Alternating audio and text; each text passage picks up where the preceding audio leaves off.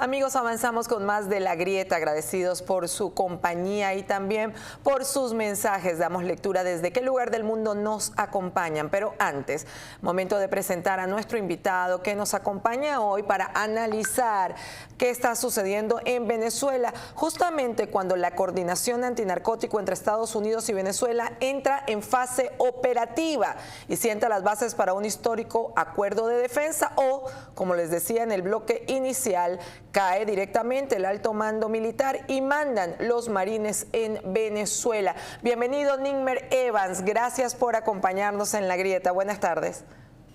Muchísimas gracias, Alejandra, por el contacto a través de tu programa La Grieta. Bueno, feliz de tenerte una vez más y analizar junto a ti todo lo que está ocurriendo en nuestro país, comenzando por lo que ocurrió en Bolívar, o el fuerte operativo, lo que fue noticia, y luego las declaraciones del presidente Donald Trump, en donde aseguraba haber dado de baja al niño Guerrero. Analizar esto desde lo que hoy es tendencia en redes sociales, cuando algunos aseguran que no fue dado de baja, pues yo comentaba que dudo que el presidente de los Estados Unidos, Donald Trump, ponga en juego su palabra al decir algo que no fue cierto. ¿Qué opinas tú al respecto para comenzar con esta información, Nigmer? Sí, creo que un poco esta tendencia que hay a tratar de generar tesis paranoicas y conspiranoicas en relación con esto es muy difícil, porque fíjense, primero el hecho ocurre un martes y la información se da un viernes. Ha habido 3, 4 días para poder verificar la información. Hacer una afirmación como esta es subestimar la inteligencia de un país que montó una operación como la del 3 de enero, que ha estado tutelando a un régimen como lo ha estado tutelando durante ya casi 6 meses. Y que además también tiene las operaciones que ha desarrollado en Irán, toda la operación que está montando en Cuba. A ver, es subestimar realmente las capacidades que se tienen. Es decir, esos días que pasaron entre el martes y el viernes para poder afirmar que la acción se desarrolló en contra del niño Guerrero, sin duda alguna que son días en donde se buscó certificar efectivamente que la operación haya dado exactamente en donde se dio. Por supuesto que es lógico que la opinión pública, Alejandra, pida más pruebas, pida más evidencias. Es totalmente pertinente, eso no lo podemos criticar. Pero creo que una cosa es pedir que haya más elementos probatorios y además también entrar, por supuesto, en la necesidad de comprender por qué eliminarlo en lugar de detenerlo. Creo que esa es una pregunta mucho más pertinente que la de tratar de suponer que no fue él o no es él o simplemente la operación no fue, etcétera, etcétera, etcétera. Es un poco más un ejercicio lógico de especulación en los medios de comunicación. Recuerda que para muchos todavía Elvis Presley está vivo y Michael Jackson está en una isla, o sea, hay un poco de fantasía en todo esto. Y Juan Gabriel, te faltó agregar a Juan Gabriel. Por supuesto, Juan Gabriel. Entonces, ¿consideras como analista político, como politólogo, que es real? Porque el presidente Donald Trump así lo dijo y no iba a arriesgar perder su credibilidad ante esto, ¿no? Claro, no, a ver, las evidencias que están presentes son, primero, el tiempo de la acción versus el momento del pronunciamiento y, segundo, el precedente que tiene de asertividad de la información que se le proporciona al presidente de los Estados Unidos para darla y hacerla pública y el riesgo que implica el hecho de dar una información falsa al presidente de los Estados Unidos para someterlo al escarnio público. Sencillo. Además, ya incluso hay un reconocimiento por parte de la propia autoridad venezolana que ya eso es harina de otro costal. Ellos al final son quienes acompañan la ejecución de algo que ya estaba decidido y además son quizás los primeros afectados en relación con su propio prestigio, porque al final termina siendo un ejército extranjero el que termina de hacer una acción como esta. Y no creo que quienes reconocen que esta acción se desarrolló se sientan muy cómodos de hacerlo, por lo que seguramente primero sucedió y segundo, bueno, no pueden negarlo. Me das paso precisamente cuando hablas de que la acción se dio con militares de otro país, y en este caso hoy también ha sido noticia que la coordinación antinarcóticos entre Estados Unidos y Venezuela ya entró en una fase operativa.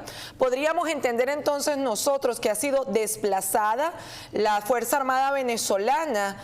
Ellos hablan de coordinación, nosotros vemos que quien lidera, porque quien da las declaraciones en primer lugar, y tú como comunicador lo sabes, quien transmite la información es el líder, es quien manda. En comunicación corporativa o política es así. Nosotros nos hemos puesto al día de la información de lo que sucede directamente por la Embajada de los Estados Unidos o por el gobierno del presidente Donald Trump. Son ellos quienes hablan sobre lo que está ocurriendo. Podríamos determinar que si esta coordinación antinarcótico ya está en fase operativa, pues se podría interpretar directamente que quienes mandan sobre la Fuerza Armada venezolana son los marines, Nigmer.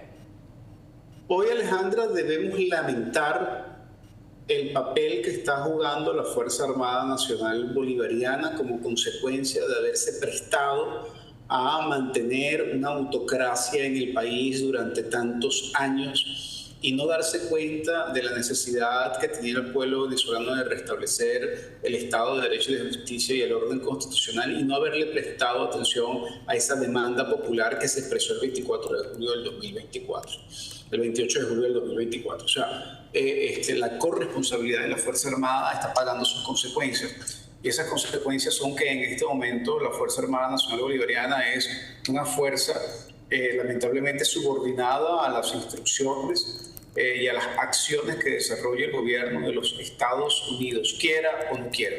Y no es un problema de fuerza, porque es evidente que el ejército de los Estados Unidos siempre ha tenido mayor capacidad que el que puede tener el ejército venezolano. El problema es que el ejército venezolano no tiene a un gobierno que lo respalde, que tenga legitimidad, y esta ausencia de legitimidad no permite que haya una relación entre iguales con un gobierno extranjero como los Estados Unidos, para que haya la posibilidad de un trabajo conjunto entre las dos fuerzas armadas en función de un mismo objetivo, que es el de atacar las mafias que conviven en el territorio venezolano.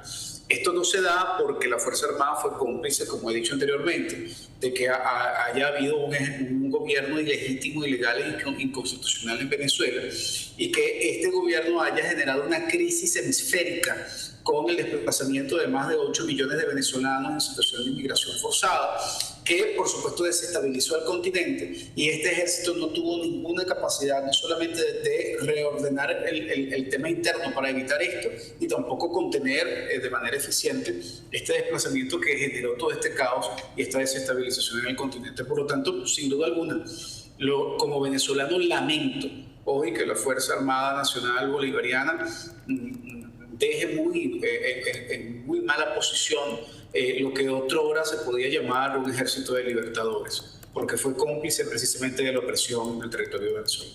Bueno, y allí podemos ver reflejado entonces lo que realizó Padrino López, ¿no? Aquí estamos viendo y quien hoy lidera pues el Ministerio de la Defensa.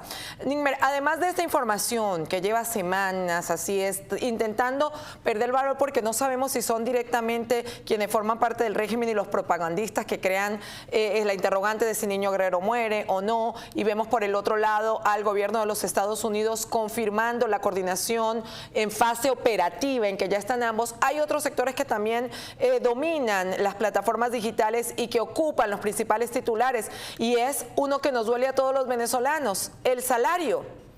¿Cuánto ganan? Una publicación compartida el día de hoy señala que ya subió a $958 la canasta básica, incluyendo productos de higiene. Es decir, para que un venezolano pueda comer, amerita unos 7 salarios. Queríamos saber si has manejado tú en tu programa Punto de Corte y como politólogo el contacto directo con el venezolano de a pie. ¿Cuántos trabajos es posible hoy día en Venezuela tener 1 o 2 trabajos? ¿Están los venezolanos con un trabajo fijo y actúan también como emprendedores? ¿De qué manera hacen para llevar el pan a la mesa o nuestra arepa a la mesa? Alejandra, los venezolanos que estamos en el territorio hacemos de tripa corazón, y aquí no me hago ajeno a la situación, porque es que creo que es un tema que nos afecta a todos los venezolanos. Aquí tenemos que convertirnos en unos toderos.